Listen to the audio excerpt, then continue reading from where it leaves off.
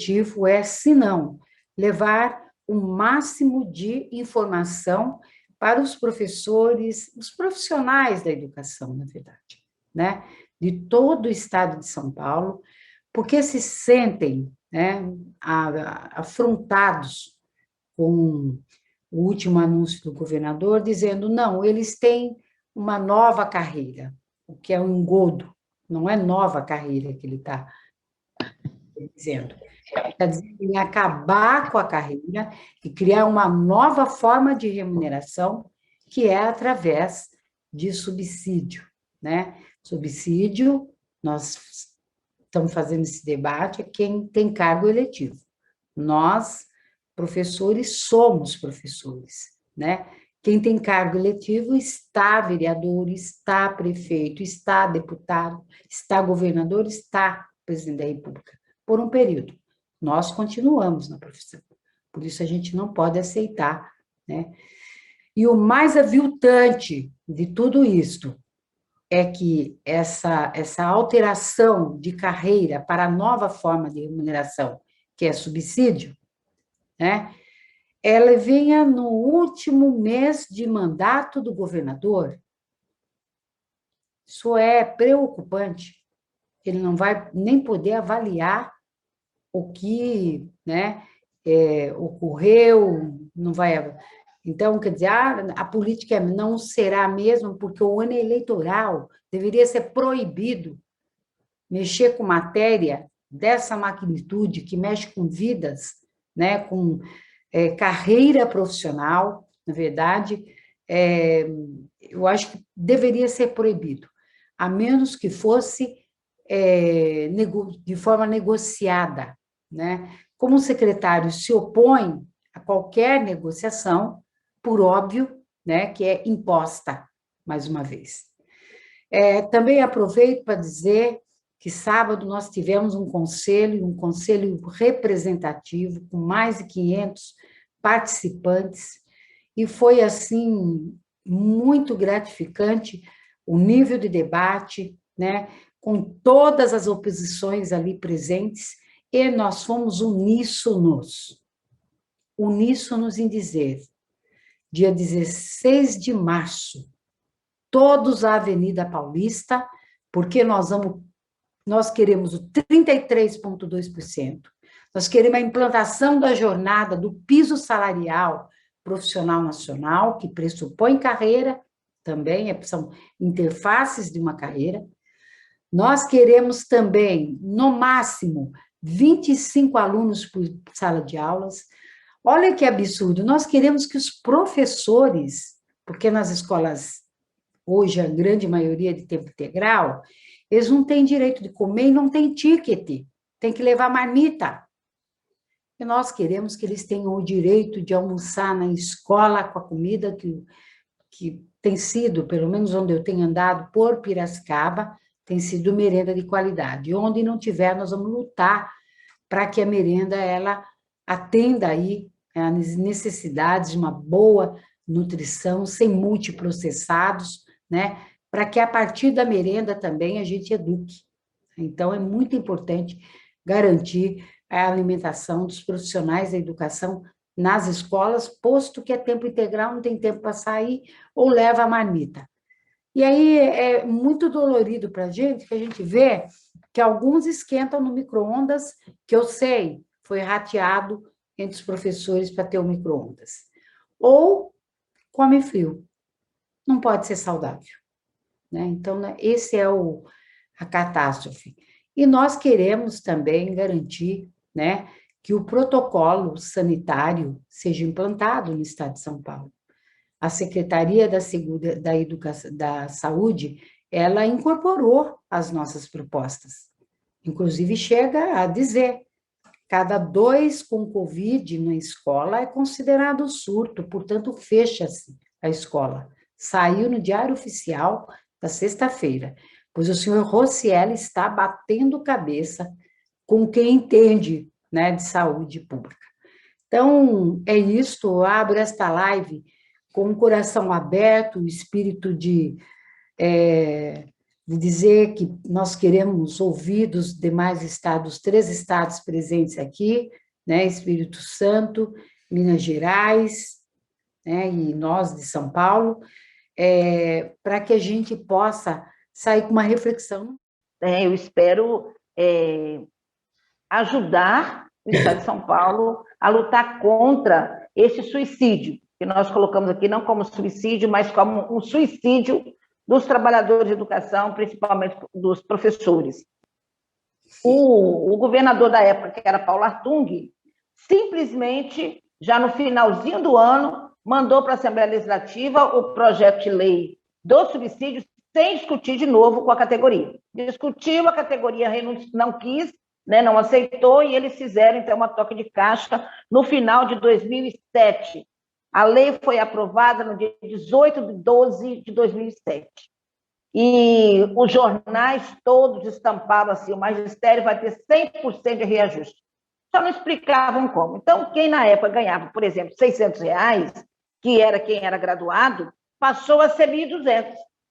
Só que não dizia como. Essa lei, que é a Lei 428 de 2007, ela instituiu o subsídio, né, esse novo modelo remuneratório, mas ele não era obrigatório, era opcional. A pessoa poderia fazer a opção. Mas a propaganda foi tão grande, a divulgação foi tão grande, e quem tinha um salário tão miserável via uma possibilidade de ter uma melhora. Por mais que a gente dizia para as pessoas não vão porque é um suicídio, muitas pessoas foram, sabe? É muito triste para nós. Então, a lei tem alguns pontos que foi a pegadinha e que as pessoas só viram o cifrão, só viram o valor que ia ter na carreira. Então, teve pessoas que, por causa de R$100 da época, aderiram, né, a esse novo modelo remuneratório.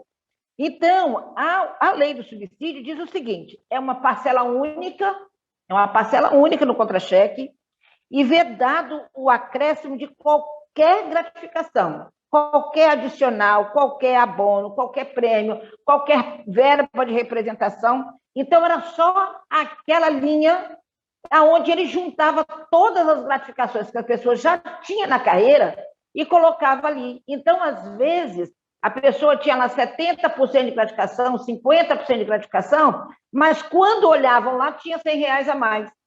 E não tinha esperança de ser aprovado o piso nacional. E uma outra coisa, ele facilitou a vida de quem era diretor de escola, porque na época de Haroldo e Paulo Artung aqui, não teve mais eleição de diretor, é escolha do gestor. Então, para o diretor de escola, teria uma gratificação, seriam 2 linhas. O restante dos professores era uma parcela única. Então, quem tinha extensão de carga horária poderia estar jogando no contra-cheque ou carga horária especial, mas nenhuma outra gratificação. E um outro problema sério que tem na lei, que é de forma irretratável e irreversível. O governo, na época, ele não passou todo mundo para o subsídio. Ele deu o direito de fazer a opção, e você tinha que assinar dizendo que você renunciava. O grande problema, renúncia de todas as gratificações que você tinha na carreira. Então, só poderia ir para o subsídio quem fizesse essa renúncia, assinasse que aceitava essas novas exigências que tinha na lei do subsídio. Mas a gente, infelizmente, o magistério, às vezes, eles, assim, por causa de algum valor a mais na carreira, ele não pensa no futuro. Então, o que acontece? Muita gente foi para o subsídio, nós fizemos um trabalho de ir em todas as escolas do Estado, juntamente com um advogado do sindicato, fizemos um jornal dizendo que era para as pessoas não optarem, que era um suicídio, que as pessoas mais na frente iam ver a situação que aconteceu, que as pessoas iam se arrepender, e se tivesse arrependimento não poderia voltar. Infelizmente, muitas pessoas foram. Uma outra coisa, a partir da Lei 428, ninguém mais entra no Estado por concurso público ou designado temporário no modelo remuneratório e vencimento. É somente por subsídio. Então, nós temos agora um grande número de pessoas no subsídio e reduzindo a quantidade de pessoas que estão no vencimento, porque é praticamente os aposentados que ainda estão no vencimento e ainda garantindo aí as suas vantagens de carreira. E eles fizeram nesse período, na Lei 428, fizeram três tabelas cheias, assim, para os 3 anos seguintes, 2008, 2009, 2010, colocando assim um percentual de 20%, de 15%. Então, isso animou a galera e a galera foi. À medida que o piso foi aprovado, o piso salarial nacional, e começou a ter aquela correção todos os anos, o que aconteceu com o subsídio? Ficou defasado em relação ao piso. Mas as pessoas não podem voltar para o vencimento, porque quem foi não pode voltar, porque é de forma irreversível. E a gente tem recebido pessoas no sindicato chorando, querendo voltar e não tem jeito, principalmente aposentados. Então, a nossa luta agora pelos 33%, que eles só complementam. Então, passando a complementação, o vencimento dá mais um salto em relação ao subsídio. Então, o que a gente tem que colocar para vocês? Qual é a nossa experiência? Que experiência terrível, porque não tem como voltar atrás. O subsídio está aí. Quem entra no Estado já entra com essa situação do subsídio. Não tem nenhum direito na carreira. É muito triste que a gente não consegue reunir a categoria para uma ação conjunta, porque nós temos um grupo grande que está na escola, que poderia fazer uma greve, poderia fazer uma paralisação, estão todos no subsídio e teve 2 reajustes. Teve o reajuste o ano passado, em setembro, e agora mais 6%. E quem está no vencimento, que é 99,9% de aposentados e pensionistas, você não tem como fazer o movimento, principalmente o movimento de rua, por causa da questão da pandemia. Então, aqui está muito difícil a situação. A gente tem conversado com as pessoas dos outros estados, né, e agradecemos a oportunidade aí de estar falando com vocês de São Paulo, que não é uma boa o subsídio, não é.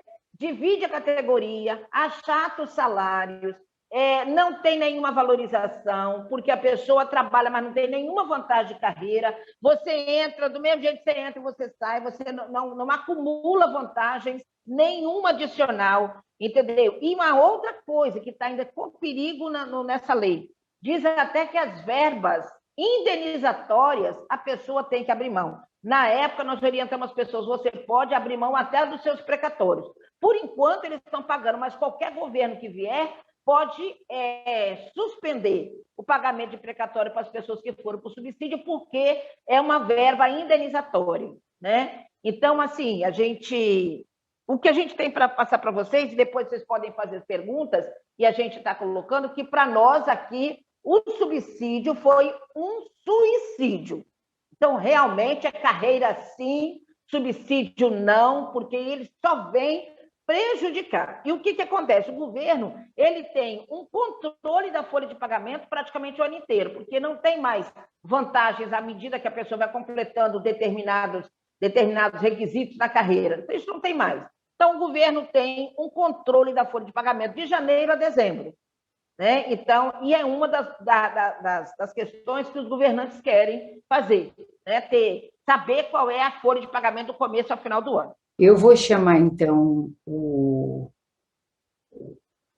Marcelo. Esse debate começou a florar agora em todo o estado do Rio Grande do Sul, viu? Nos municípios, tá? Por causa da questão do piso. Acho que vocês estão sabendo, esse debate agora está a nível nacional, os prefeitos não querem pagar e estão tentando alterar os planos de carreira nos municípios também agora e transformar tudo em subsídio. Acho que isso...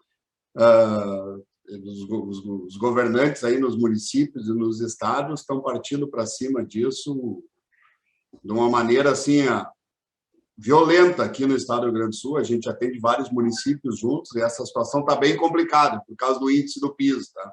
Mas tentar trazer para vocês o que aconteceu aqui no estado. Aqui no Rio Grande do Sul eles implantaram o subsídio através da Lei 15.451 em 2020 e não teve opção, incluir o subsídio para todo mundo, tá? Eles vieram lá no primeiro momento com o subsídio na Assembleia, com a discussão, um projeto de lei daqueles para discutir em 30 dias, né, que era uma coisa absurda, tocando para discutir o mais rápido possível, e essa lei foi aprovada. Tá? Então, aqui no Rio Grande do Sul, implantaram o subsídio com 36 faixas salariais, tá? Mas nós temos aqui, na verdade, uma discussão anterior, que é parecida com essa situação da implantação aí que a Noêmia colocou. Nós temos judicializado a questão do piso aqui na carreira, lá no vencimento básico, no A1 do magistério. Nós tínhamos um plano de carreira aqui com A1 que ia até o nível 6, com 6 classes dentro da carreira. Então, nós tínhamos isso e está judicializado, está lá no STF, aguardando o julgamento, tá? Tem só uns embargos lá. Foi ganho em primeiro, segundo grau, inclusive fixando tese lá no STJ, está fixado lá que o piso tem que incidir lá no vencimento básico da carreira, com efeito cascata em todos os níveis. Isso nós temos judicializado aqui, tá? Está ganho em primeiro, segundo, e está ganho lá no STJ, mas tem um recurso, infelizmente, lá na mão do ministro Gilmar Mendes. Então, o que eles fizeram? Entraram com isso e aprovaram o subsídio aqui. E criaram duas situações aqui, que são duas parcelas. Uma parcela de redutibilidade, tá? Uma parcela de redutibilidade, e uma parcela autônoma. E já mexeram nisso também agora para pagar o vencimento do piso agora, do índice dos 32. Como é que eles criaram isso aqui? Eles pegaram o vencimento básico, tá? Mais as vantagens que as pessoas tinham dos seus triênios, as suas vantagens, e criaram uma parcela de redutibilidade junto com o subsídio, separada, tá? Subsídio e depois parcela de redutibilidade. E as gratificações aí que na apresentação da Noêmia ficaram dentro do subsídio, aqui foi criada uma parcela autônoma separada. Então, duas parcelas. O que aconteceu agora aqui no ano de 2022, aqui final de 2021 e agora no início de 2022, o governo Eduardo Leite mandou um novo projeto para a Assembleia para pagar, segundo ele, o piso, que não é o piso, dizendo que era 32%, e foi lá e tirou da parcela de redutibilidade das pessoas. Então, aqui no Rio Grande do Sul, quem paga o piso do magistério, na verdade, é o próprio professor, porque vai lá e tira das suas vantagens. Mas o que deu um debate muito grande? E a manobra do PSDB é muito parecida em todo lugar, viu? É dizer que as pessoas vão ganhar um pouco no começo, né? Que as pessoas tiveram mesmo uma vantagem no começo e as pessoas vão lá e acham que é uma boa. Né? Aqui nós tivemos um debate muito grande na Assembleia Legislativa, porque, na verdade, aqui nós não tínhamos coeficiente entre o A1 e o final do plano de carreira lá. Não tinha um coeficiente. Depois de muita briga na Assembleia Legislativa, hoje existe, foi aprovado lá um coeficiente entre os níveis, para manter a carreira, só que implantaram o subsídio. E aí, essa é a questão que nós vamos discutir agora, judicializar, nós vamos ter muitas ações judiciais aqui, porque não pode o professor, com as suas vantagens funcionais, ou com o seu patrimônio jurídico, que são lá os seus triênios, as suas vantagens por tempo de serviço, a sua promoção na classe, pagar o valor do piso. Né? Essa é a grande discussão que nós temos aqui. Então, o que tem que ficar bem claro, eu acho, aí em São Paulo, no estado todo e nas prefeituras também, o pessoal municipal vai ter que começar a discutir muito isso, que eles estão tentando transformar em subsídio para não ter diferença na carreira, para transformar, na verdade, em total da remuneração. E aí as pessoas não vai terminar a lei do piso. E agora, inclusive, estão vendendo que não tem mais base legal na questão do piso. É isso que estão esse debate agora em todo lugar.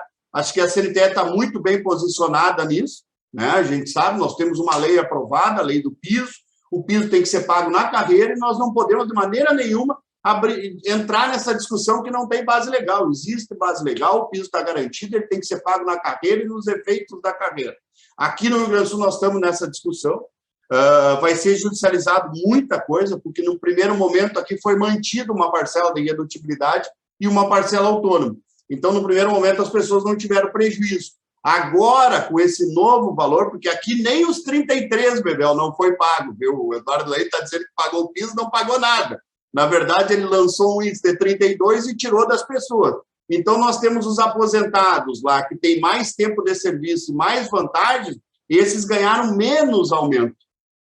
Menos aumento. Os outros que estavam no começo, então nós temos uma média lá que ele diz que pagou 32% para todo mundo, na verdade, os nossos aposentados tiveram um valor na carreira só de 5,53, porque ele usou parte dos direitos para pagar o piso. Tá? Então, aqui no Rio Grande do Sul não se paga o piso, isso está judicializado, o subsídio não foi uma coisa boa, tá? Nós estamos discutindo isso e vamos discutir isso judicialmente, sem dizer que aqui estão vendendo que quem deu os 33% do piso foi o Bolsonaro, e a gente sabe que não é verdade isso, né? A gente sabe que essa lei do piso foi aprovada lá no governo Lula e tem essa discussão toda desde 2008, 2011, e aqui nós temos isso bem complicado. Eu, a semana passada, visitei 20 escolas, né? Essa semana mais 5, então eu estou doida aí visitando escola, porque eu acho que isso pega de pronto, né? Poxa, eu ganho 2.800, vou pular para 5, é uma ilusão, né? Quando você fala, não, você vai perder tudo depois, cara. Você vai abrir mão de 5% a cada 5 anos, pelo menos você tem, você vai perder sexta parte, você vai perder, enfim, todas as vantagens, né? Eu chamo Luiz Fernando de Souza Oliveira, que é coordenador do Departamento Jurídico, pode ser? Também a POS, pelo debate, né? Estou aqui para contribuir. E antes até de contribuir, queria enaltecer o trabalho e a importância de você na Assembleia Legislativa de São Paulo, assim como da professora Beatriz aqui em Minas Gerais. Acho que é fundamental que nós consigamos reelegê-las, porque vocês fazem a diferença, né? A Bia aqui em Minas Gerais é o nosso braço forte dentro da Assembleia Legislativa no combate ao governador Zema, né? Do novo, que de novo não tem nada. As práticas são as mais ultrapassadas e mais antiquadas da política brasileira, né? Não tem nada de novo. Então, assim, da importância da gente reeleger vocês, professoras, conseguir, através de uma votação expressiva que vocês precisam ter, ampliando a votação, trazer mais educadores, mais educadoras para as assembleias, né? A gente, às vezes, fica pensando que a gente precisa votar em todo e qualquer professor que aparece, porque a gente precisa ampliar os mandatos, a quantidade, mas isso acaba sendo um grande perigo, porque a gente divide o voto da gente. A gente precisa ampliar o voto de vocês. Vamos lá. A gente vai ficando abismado com cada situação, com cada exposição a respeito do subsídio. Em Minas Gerais não foi diferente. A gente tinha, até 2008, ainda tem, um dos piores vencimentos base do país. Até 2008, nem o salário mínimo a gente recebia como vencimento base, muito menos o piso nacional. A gente tinha um vencimento base e uma série de penduricalhos, de vantagens, pós-GIS, algumas vantagens por pós-graduação, essas questões que toda carreira tem. Além da progressão a horizontal, né? A gente tinha isso. Quando o piso é sancionado, ele vira lei pelo governo Lula, a gente começa, então, uma briga enorme para o pagamento. Daquela época, o piso era R$950. A gente recebia lá, me parece que R$390 como vencimento base, além das vantagens, né, todas que tinha, que essa é a grande jogada muito nefasta, que é com essas vantagens todas que a gente tinha, parcelas complementares, parcelas individuais, a gente acabava, ao final, recebendo o salário mínimo nacional, né? Mas de base, nada, nem o piso, nem o salário mínimo nacional. Então, a gente começa uma enorme disputa de narrativa na sociedade.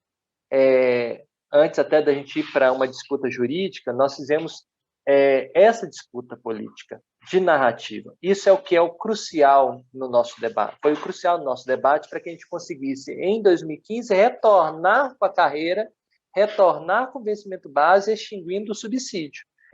Em 2011 para 2012 que veio o subsídio. Inicialmente, no projeto de lei, tratando dessa mesma forma que aconteceu lá no Espírito Santo, sendo opcional. Então, vocês vão ser enquadrados esse subsídio, mas vocês têm opção de voltar para carreira e para a lógica antiga. Nesse movimento que foi feito, eles tentam apresentar um prato, é como se fosse um doce muito bonito, sabe? Bem confeitado. E traz parte da categoria.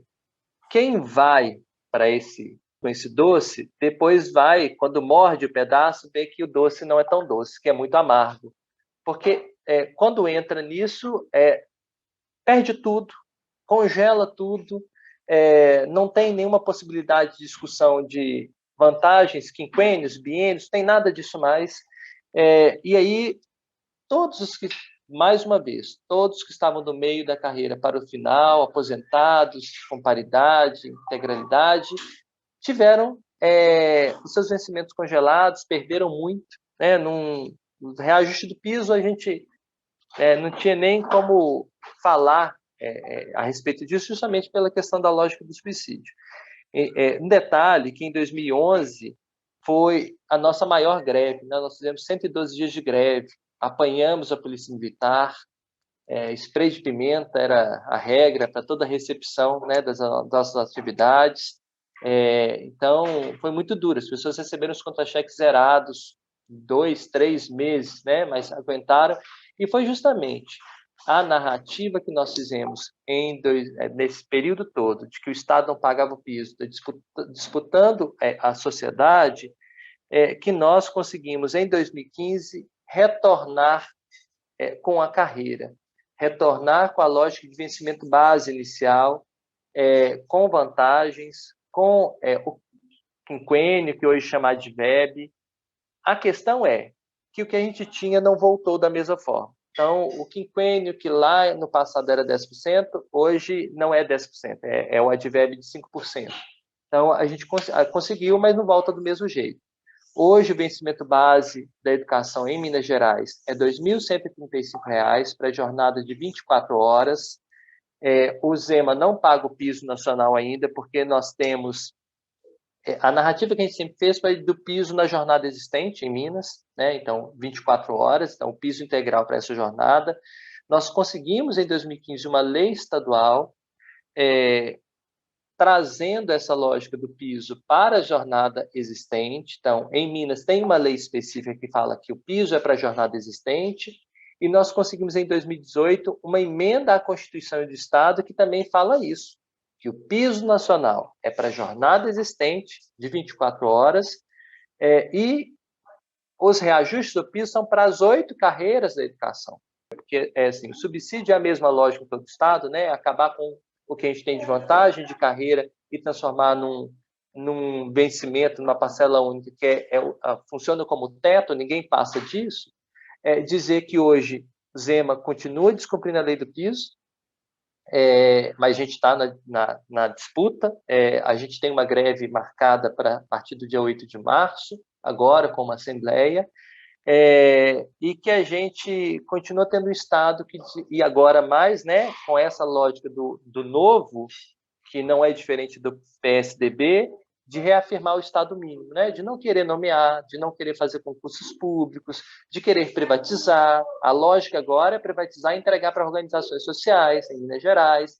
Então, do desmonte, que está tudo muito ligado com o governo Bolsonaro e com todas essas gestões que negam a política para se reeleger, mas quando entram, faz um desmonte do Estado, faz um desmonte do serviço público. Passo a bola para vocês, para não me delongar mais. A lógica que é mesmo destacar o quão nefasto e quão ruim é o subsídio. E trabalhadores e trabalhadoras da educação de São Paulo, não caiam na narrativa de que isso é bom. Façam a disputa, não se deixem vencer. Fortaleçam a luta da Bebel na Assembleia Legislativa, fortaleçam a luta, discutam o piso nacional como inicial de carreira. Um grande beijo, um grande abraço para todos. Minha fala vai ser um pouquinho diferente, mas, na verdade, acaba sendo uma síntese, uma soma das falas que me antecederam. Começo com a colega do Espírito Santo, né, que concordamos com a questão do suicídio. O subsídio é um suicídio.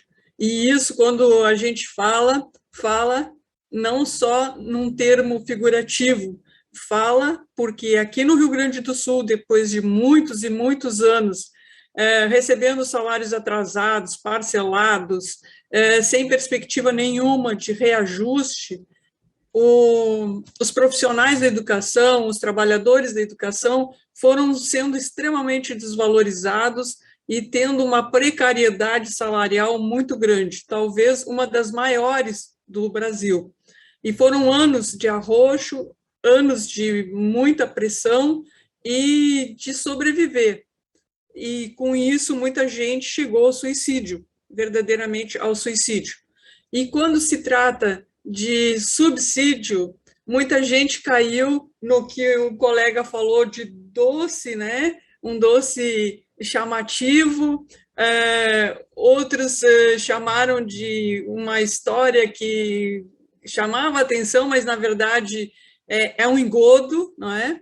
E eu, quando estive na audiência, chamei de canto da sereia. Por quê?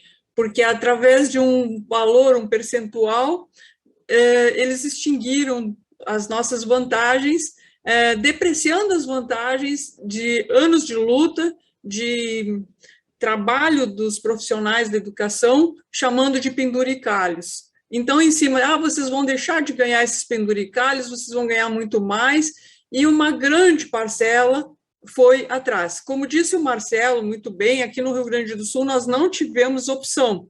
Nós fomos todos, entre aspas, contemplados com essa nova lei e todo mundo teve que participar. Foram dias de muitas lutas, de estarmos na rua, de irmos para a Assembleia. A categoria foi toda mobilizada, mas muito bem explicado pelo Marcelo, não vou retomar.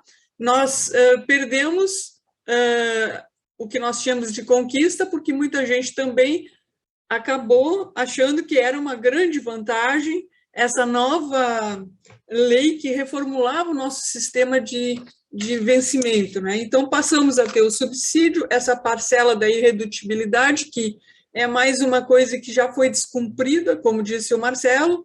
Inclusive, muita gente agora, com esse 32% que o Leite disse que estava reajustando o nosso salário, teve que, da sua parcela, ainda ficar devendo, porque retiraram mais, porque o que eles tinham como irredutibilidade não contemplava esse índice.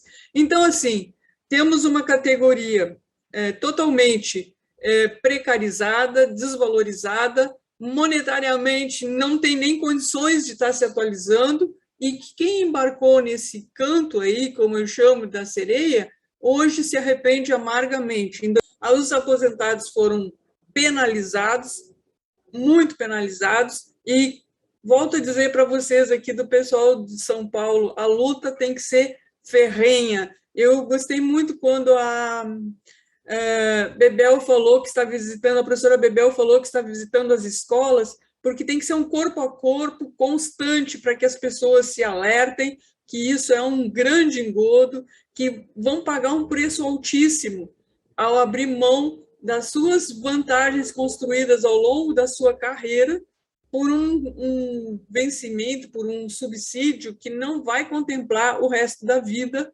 nessa mesma proporção. Mas... Sim, professora Bebel. Aqui só comentários rápidos, né, mas que eu acho que reforçam a origem de todas essas propostas, né, como foi relatado lá no Espírito Santo, em 2007, né, depois Rio Grande do Sul, depois Minas Gerais. É uma estratégia, né, que, em geral, né, governantes do PSDB que se apresentam a colocar essas estratégias em curso, né. Então, é isso. Aqui em São Paulo, a gente está vivendo isso, né, uma apresentação de PowerPoint, feita no final do ano passado, né, um projeto de lei que não chegou até agora ao debate público, né, através da Assembleia Legislativa, nenhuma abertura de diálogo com o movimento sindical, né, e o que a gente sabe são informações muito ainda superficiais, né, porque essa é a forma como o PSDB procura apresentar esse tipo de questão, né? Então, aqui, em princípio, foi colocada a possibilidade da opção, talvez pelo mesmo motivo que foi comentado em relação ao Espírito Santo, né? Ou seja, você tem metade hoje da categoria são professores concursados, né? Então, você não tem como fazer a transformação compulsória para o subsídio, né? Então, por isso, né, provavelmente, aqui vai ser com essa modalidade de opção, como foi no Espírito Santo, né? Aqui o valor mágico colocado foi R$5.000, né? Lembrando que esse valor ele não está tão distante do que seria o novo piso, né, a partir do reajuste de 33%, que vai para 3.845, né? E pode passar, por favor. Pode passar isso também. Só lembrando, né, que a gente está num processo, né, de ataques muito diretos do governador, né, aqui do Estado, que já ampliou, né, um confisco sobre pensões e aposentadorias, né, já no ano de 2020, 2021. 2021 se antecipou aqui a reforma administrativa do Bolsonaro, em alguns aspectos, através de um projeto de lei que, apesar de toda a resistência dos servidores, né, da POSP, foi aprovado por margem mínima, né, enfim, então a reforma administrativa, né, as sucessivas reformas da Previdência fazem parte desse bojo, né, na qual se insere essa proposta de nova carreira, né. Aqui é um gráfico, né, para mostrar como a gente está lutando, né, pelo piso, para justamente recompor, né, uma defasagem que, no acumulado desde 2016, né, está em 72,21%. Né, isso aqui já incorpora os 33% do piso agora nessa passagem de 2021 para 2022. Né. Então, o salário base do professor de ensino básico 1 é 2.233. Né. Para chegar nos 3.845, tem um reajuste necessário de 72,21%. Pode passar, por favor. Boa parte dessa defasagem ela foi criada, né, pela política também de austericídio, né, do governo Dória, a partir de 2019. É o que essa tabela procura mostrar. Né? Então, infelizmente, a gente está falando de suicídio, austericídio, né, subsídio, né, são sintomas, né, do gravíssimo momento que a gente vive, não só em São Paulo, mas no Brasil como um todo. Pode passar, por favor. Se a gente pegar só entre março de 2018 e dezembro de 2021, a gente tem uma perda para a inflação de 25% em relação aos pisos, né, porque, de fato, a inflação ela entrou em descontrole aqui no Brasil a partir do ano passado, né, e pelo nível remuneratório dos professores aqui no Estado, né, esse descontrole inflacionário tem um impacto muito grande no custo de vida. Pode passar, por favor. E esse outro slide é só para mostrar em relação à cesta básica. Né? A cesta básica ela teve uma elevação bastante forte também nesse período, faz parte desse descontrole inflacionário, né? E, obviamente, que faz com que o peso da cesta básica, né, em relação à remuneração básica dos professores, começa a adquirir um peso cada vez maior, né, e uma necessidade também de reajuste. Né? Eu acho que isso aqui é um argumento que ajuda. Nós estamos vendo aqui, nós estamos lidando com realidades, o próprio estado de Minas Gerais, né, Espírito Santo, que tem valores remuneratórios bastante baixos para o conjunto da categoria dos professores, né, pelos motivos que foram aqui explicados. Eu estava até comparando isso com os dados da PNAD, né, da pesquisa do IBGE,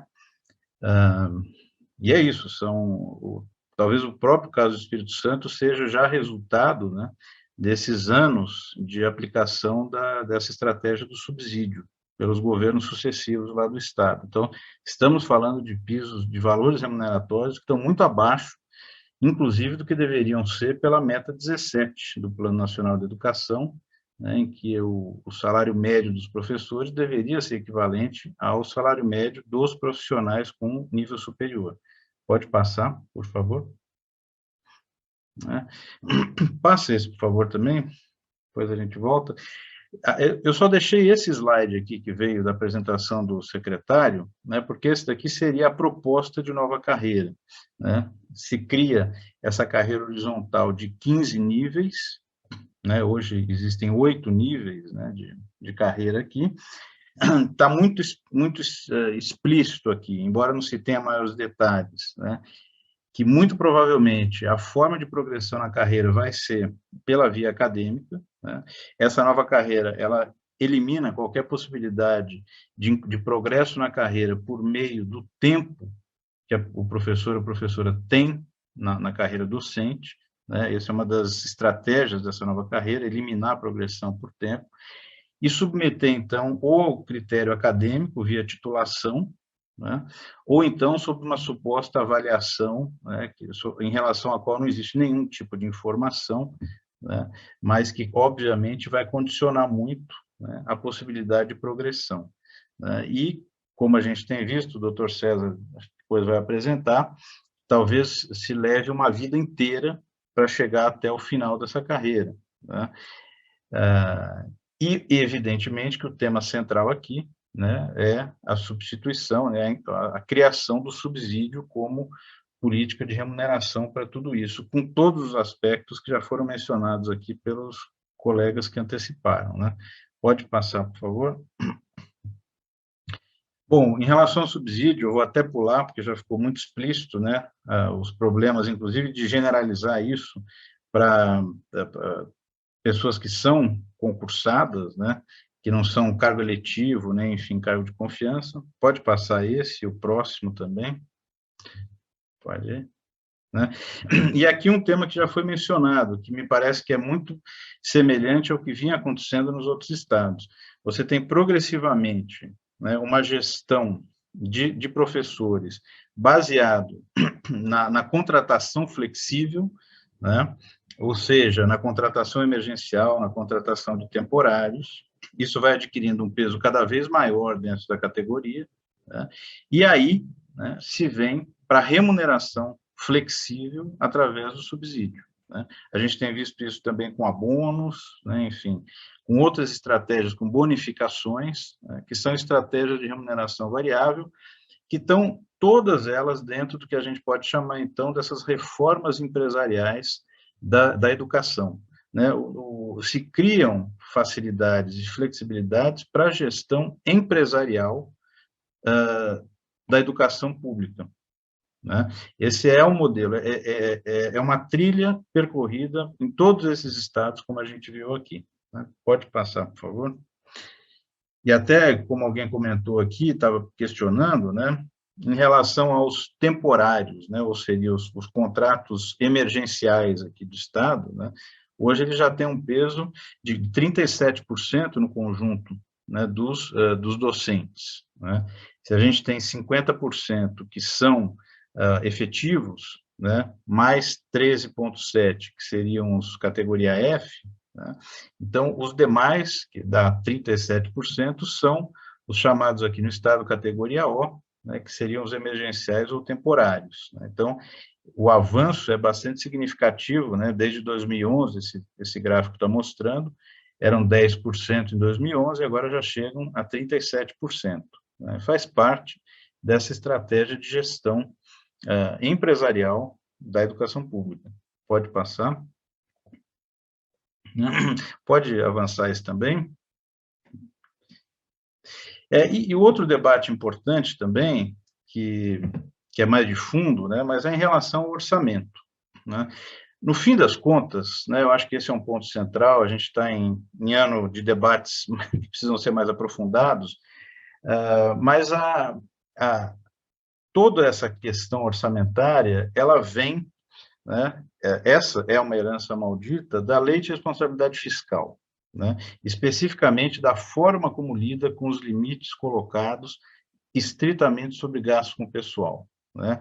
A gente sabe que isso faz parte, né, desse último pacote do governo Fernando Henrique Cardoso, e é a partir dali, né, que decorre toda a gestão de orçamento até hoje, né, que limita, né, em grande medida, as possibilidades de criação de uma carreira, inclusive os professores, que valorize a contento esse trabalho essencial, enfim, feito no Brasil inteiro, né? Mesmo diante dos parâmetros da Lei de Responsabilidade Fiscal, se a gente for olhar, todos os estados, todos os municípios estão sempre abaixo do limite prudencial, né? E isso coloca um limite estruturante, né, para a valorização dos servidores públicos, né? A lei de responsabilidade fiscal, o teto de gastos, coloca como exigência lógica coisas como o teto de gastos, né? No caso brasileiro, é um teto de gastos draconiano, né? Mas ele é exigido à medida que você cria essas amarras, né, para o gasto com os direitos sociais, né? Lembrando sempre que não existe um teto de gastos ou um limite prudencial para gastos financeiros, né? Por exemplo, com a rolagem e amortização da dívida pública, né? Então, a lei de responsabilidade fiscal está na origem de todos esses dramas, né? Certamente, esse ano, o teto de gastos estará em questão, e tratar disso a sério, né, como tem sido feito pelos mandatos progressistas, é fundamental para a gente conseguir, de fato, ter possibilidade de avanços orçamentários, né? O dinheiro existe, o problema é que ele é canalizado para outras finalidades. Pode passar, por favor? Esse também pode avançar. Aqui é o comentário, né, de que o mau planejamento do gasto de recursos do Fundeb leva, né, ao que muitas prefeituras acabam chamando de sobras do Fundeb, né, entendendo que os 70% é um limite mínimo, né, estabelecido, e que o que a gente observa é que no mau planejamento, né, e para correr atrás desses 70%, é que muitos governadores, prefeitos, então, instituem esses abonos, né, em vez de planejar, de fato, uma gestão de carreira que preveja, né, com vencimento e vencimentos, e não com subsídio, a valorização dos professores. Pode passar? Esse também pode passar. São alguns exercícios que a gente fez aqui para ver o que poderia ser incorporado como remuneração, né, e considerando isso, os impactos, inclusive, de paridade nos aposentados, pensionistas, e na remuneração que isso que vai incorporar para fins de aposentadoria, se em vez de abonos, né, esses valores pagos aqui pelo Estado, né, nos últimos anos tivessem sido incorporados, né?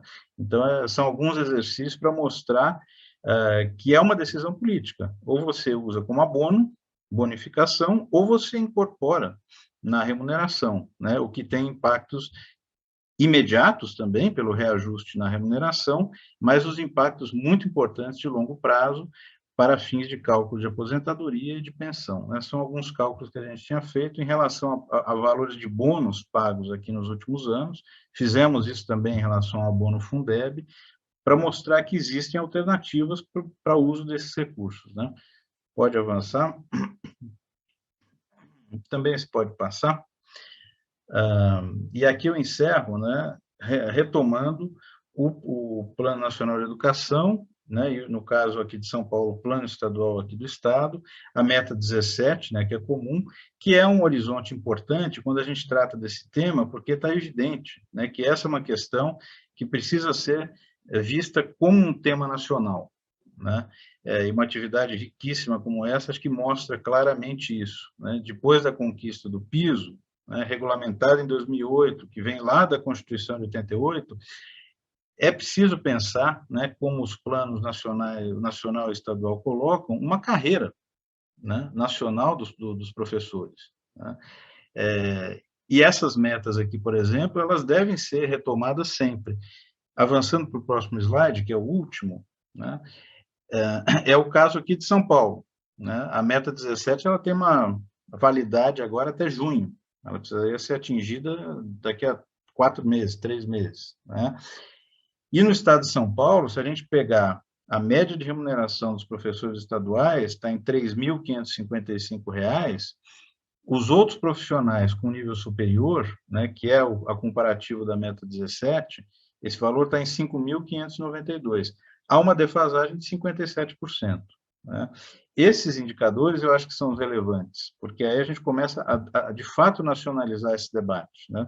Eu estava olhando os dados da PNAD aqui para o Espírito Santo, né? Há uma defasagem de 19%, Tá?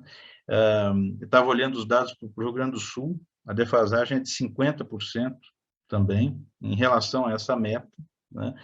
Enfim, então são esses dados, né, e eu acho que esse debate, muito bem colocado aqui, né, pela professora Bebel, a POSP, é de que esse é um tema nacional, né? As experiências já vividas, elas mostram que podem ser revertidas, né? E também, que no nosso caso aqui, é importante segurar. Talvez sejam essas atividades, essas mobilizações aqui em São Paulo que tenham colocado o secretário de Educação, né, na defensiva, né, e provavelmente aguardando, né, alguma estratégia muito picareta de apresentação desses projetos de lei para dificultar ainda mais, né, o que eles não querem, que é o debate público sobre isso. Então, encerro aqui para a gente ir ao debate. Obrigado.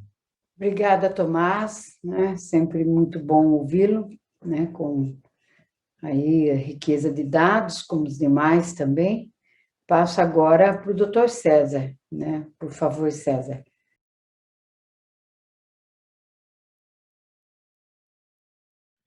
Do professor da escola pública em São Paulo, da rede pública estadual, ela é regulada hoje por uma lei complementar, a 836 de 97. E a ascensão na carreira, ela se dá através de duas formas.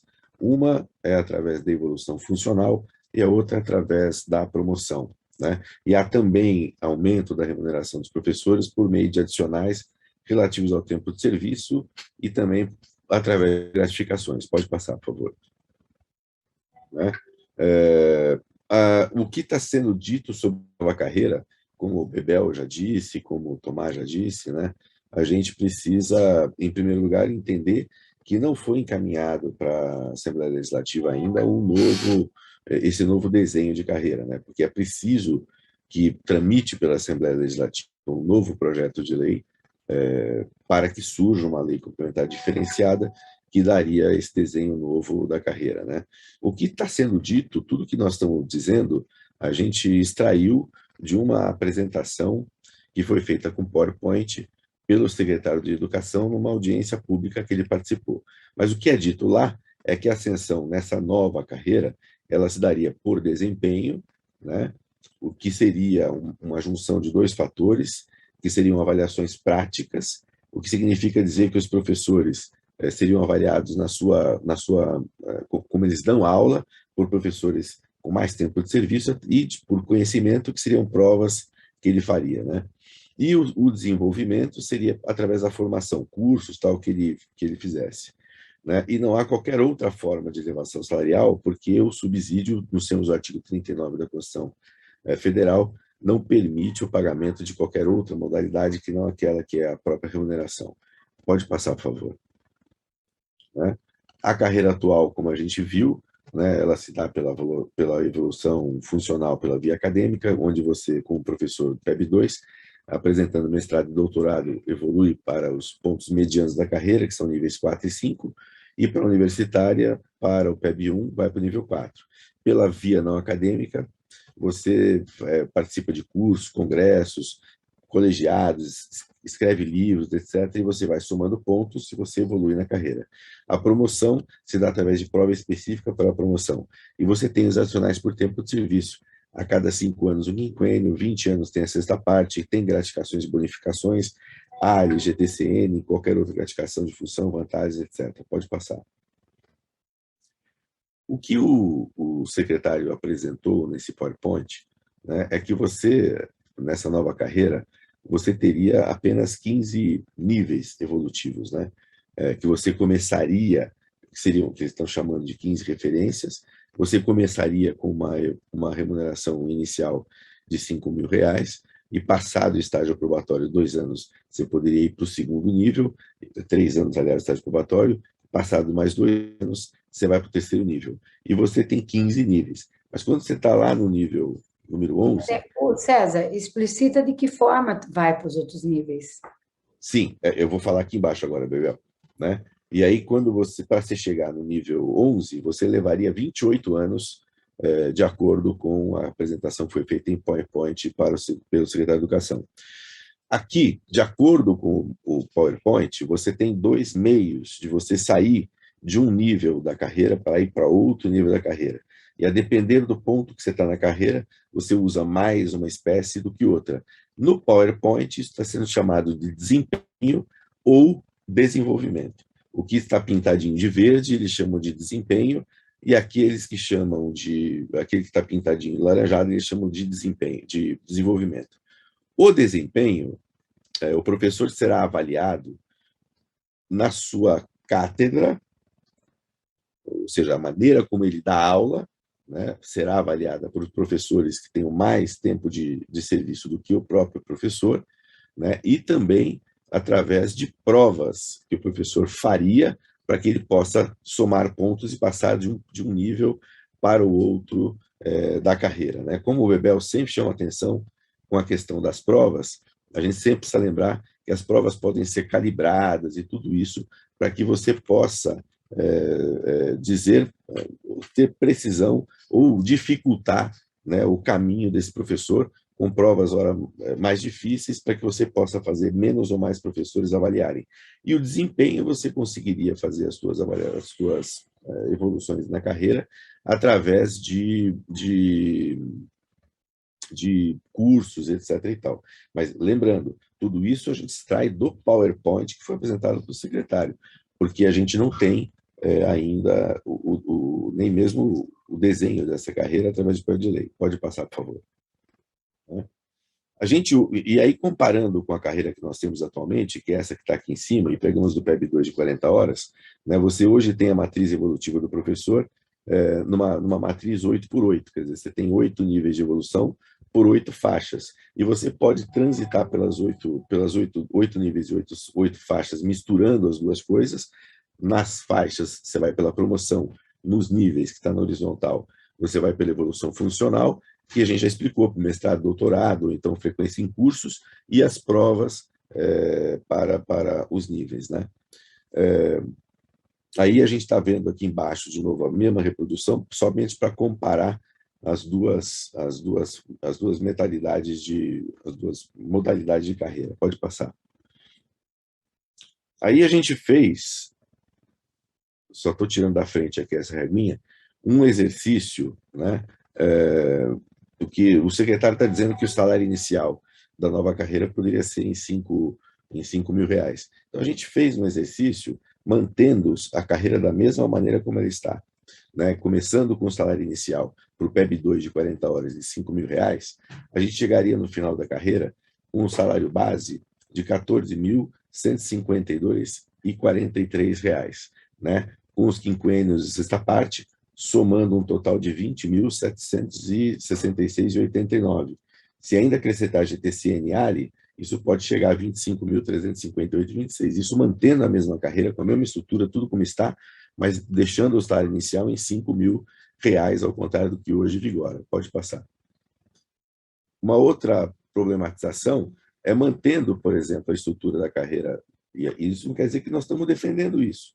É só problematizando mesmo, né? Só para verificar que a saída que o secretário apresenta não é a saída viável para que se resolva o problema da carreira do magistério, né? Então, se a gente mantiver a carreira com a mesma estrutura, as mesmas 15 níveis, e mantendo tudo da maneira como está, com o pagamento por vencimentos, né? A gente chegaria, por exemplo, aqui no nível, quando ele está com 5 anos, que seria aqui comparado com o nível 3 dele, que é R$ 6.100, com o salário base de R$ 6.000, acrescentando um quinquênio, daria já R$ 6.406, e se for acrescentar o ALI e o GTCN, você chega a R$ 8.136. Você chega no fim da carreira, mantendo aqui como R$ 13.000, acrescentando 6 quinquênios e a sexta parte, com apenas 2 gratificações, sem considerar o resto, o GTCN e ALI, você chega no salário de R$ 9.954, aliás, perdão, não é 9.000, são R$ 19.954. Pode passar adiante. Se você, ainda problematizando, mantendo o subsídio, mas criando uma tabela com evolução pelo tempo, que seria isso aqui de baixo, a gente preenche no slide posterior, pode passar o próximo, né? A gente também tem aqui uma possibilidade de carreira, né, que é muito mais vantajosa do que a carreira que está sendo apresentada hoje aqui pelo secretário, né? Então, ainda que se mantivesse o subsídio, mas tivesse uma criação com uma tabela com a imposição de vencimentos. Pode passar, por favor? Além do que, esta forma de carreira, da maneira como está sendo apresentada no PowerPoint, né, com a opção feita pela carreira dos professores que aderem ou não aderem à carreira, né, a gente não tem possibilidade dos professores aposentados aderirem à carreira. Então, é necessário a recusa da carreira por todos os sentidos, inclusive por conta desse. Né? E é necessário também que tenha uma revisão geral dos proventos da aposentadoria com a sua adequação e o fim do confisco que está acontecendo hoje com o vencimento dos professores aposentados. Eu volto a lembrar, a gente não tem ainda o projeto de lei encaminhado à Assembleia. Então, tudo que nós estamos falando sobre essa eventual nova carreira, nós estamos falando com base no que foi apresentado no PowerPoint do secretário de Educação. Né?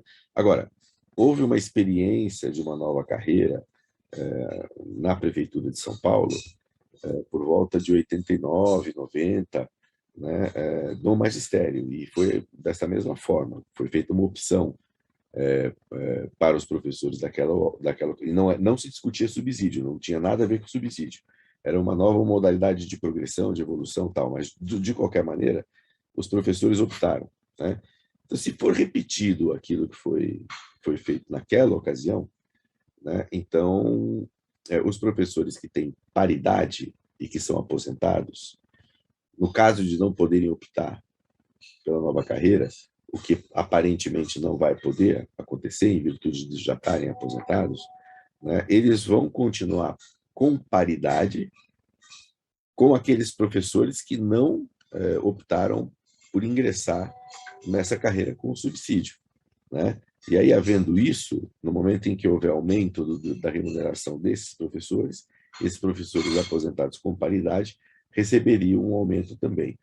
Evidentemente que, se por acaso isso não acontecer, nós vamos ter que resolver isso através da ação judicial, mesmo que exista essa questão da paridade, tentando se obter a paridade com quem faz a opção pela nova carreira. Mas ação judicial é ação judicial. A gente sabe bem como começa, mas a gente luta muito por isso, mas sabemos que tem muita dificuldade em algumas teses no judiciário, né? Mas se for acontecer, como aconteceu quando houve a reestruturação da carreira do magistério da cidade de São Paulo, isso no começo da década de 90, então seria dessa forma que as coisas aconteceriam, né? Porque a gente não sabe o que vai acontecer com essa carreira, porque o projeto ainda não foi encaminhado à Assembleia. Né? Mas, evidentemente, que o jurídico vai estar atento àquilo que for preciso fazer para garantir para os professores aposentados que não tenham prejuízo algum. Então, aquilo que a Bebel falou é o que está correto mesmo, Bebel. Né? A lei do piso salarial nacional, ela define que o valor do piso ele tem que ser igual ao salário base no mínimo. Né? Então, você pode ter professores que têm um salário base maior do que o valor do piso, mas você não pode ter professores que têm um salário base menor do que o valor do piso. Né? E dizem isso porque todo mundo sabe que dentro das carreiras do magistério existem gratificações, existem adicionais, existem tudo isso que acabam se somando ao valor do salário base para compor a remuneração do professor. E essa foi a diferença que o Marcelo, o meu colega do Rio Grande do Sul, estava dizendo aqui. Né? Há uma diferença entre o conceito legal de remuneração e o conceito legal de vencimento. O vencimento é o salário base, aquilo que está definido em lei. E a remuneração é o conceito em que você agrega ao vencimento as gratificações e vantagens, inclusive pessoais. O que a lei do piso diz é que você tem que desconsiderar as vantagens pessoais e desconsiderar a remuneração para você fixar o salário do professor, para que ele seja igual ao valor do piso. O valor do piso salarial nacional tem que ser igual ao valor do salário base definido em lei. E aqui no estado de São Paulo, o que está acontecendo é que, depois de 2017, quando o piso é reajustado e ultrapassa o valor do salário base do professor PEB 1 aqui em São Paulo, o governo começa a dar um pagamento de uma coisa que ele chama de abono complementar. E daí ele fala assim, eu pego o salário base e mais o abono complementar e somo os dois, e isso dá o valor do piso. E isso é ilegal. Tanto que você instruiu que a gente entrasse com ação judicial. Na época, a doutora Cláudia fez ação judicial, foi feita ação judicial, e nós estamos com essa ação judicial tramitando, ganha em todas as instâncias, esperando apenas que o STF libere a execução dessa ação aqui em São Paulo. Bebel. Fala, né, que os nossos colegas dos demais estados antecipam para nós do estado de São Paulo, né, o risco que corremos ao não olhar atentamente para aquilo que se anuncia, né? Bem como eles disseram, né, o canto da sereia, a gente percebe que a narrativa é a mesma, né? Vem com a mesma narrativa e impõe um desmonte da carreira e uma precarização ainda maior das nossas condições de trabalho e remuneração. Então, o que nos cabe, né, Bebel, colegas, o Volmer, o pessoal do CPP, né, conversarmos nas nossas bases, né, para poder desmascarar, na verdade, conseguir no nosso cotidiano desmascarar a farsa desse anúncio, que nem proposta porque nem encaminhou nada para a Assembleia, né? E reforçar aquilo que nos une. Queremos que a aplicação integral do piso nacional na primeira referência da carreira do quadro do magistério, né?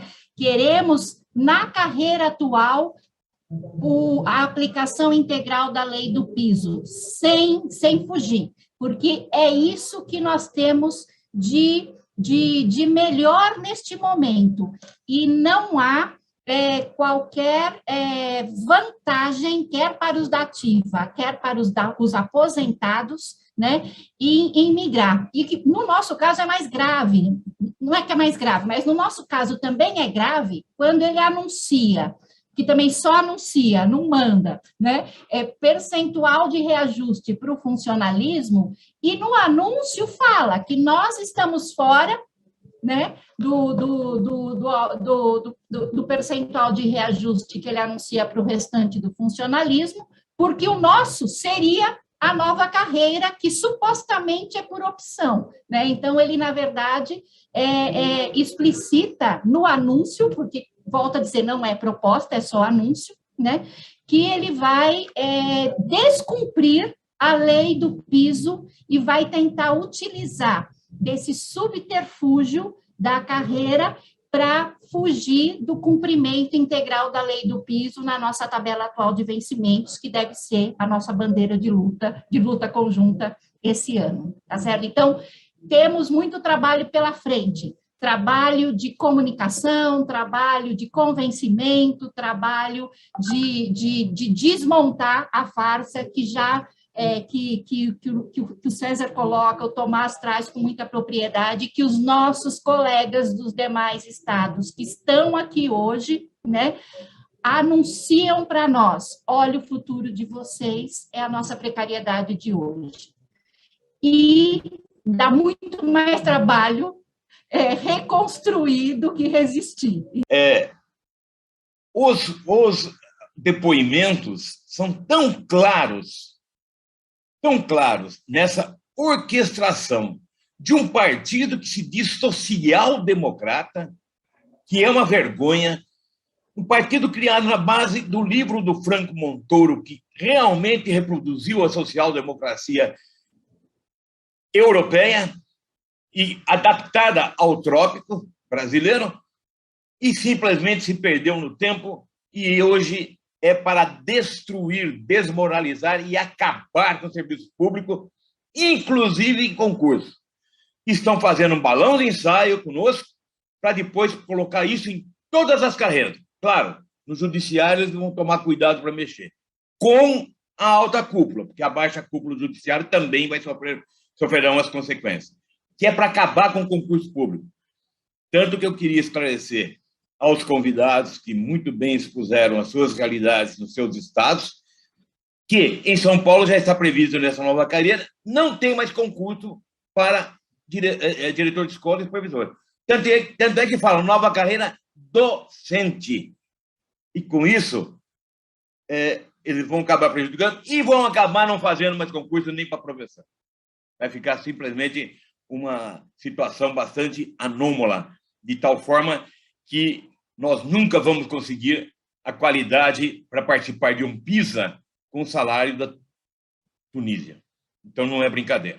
Muito oportuna e elucidativa esse encontro, esta oportunidade que nós estamos tendo, todas as entidades, né?